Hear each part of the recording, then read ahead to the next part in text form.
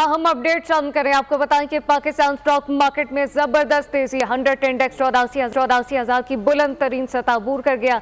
Market में 590 points का इजाफा रिकॉर्ड किया गया है। तफसीलात क्या है, कफील अहमद से जानते हैं। कफील, आगाह कीजिएगा, स्टॉक मार्केट में तेजी देखी गई है।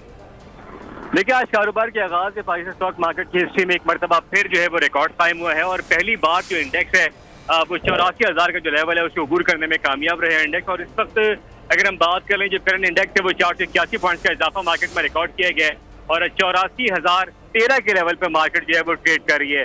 तो कारोबार का आज पहला दिन है और सेंटिमेंट पॉजिटिव है और जिस तरह जो है वो तवक्का की जा रही है, जिस तरह इस वक्त सरमायाकारी के जो इकोनॉमी इंडिकेटर है वो खासा मजबूत हैं और इस वक्त जो है वो अगर हम बात कर लें ओवरऑल जो सेंटिमेंट है वो खासा पॉजिटिव है। तो सरमायाकारों का जो इस वक्त फोकस है वो इसकी खरीदारी पर है और यही वजूहत है कि मार्केट में सेंटिमेंट पॉजिटिव होने के बाद जो है 84,000 का लेवल पहली बार इंडेक्स अबूर करने में कामयाब रहा है।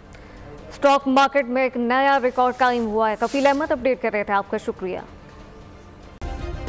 सब्सक्राइब करें और बेल दबाएं ताकि कोई खबर रह न जाए।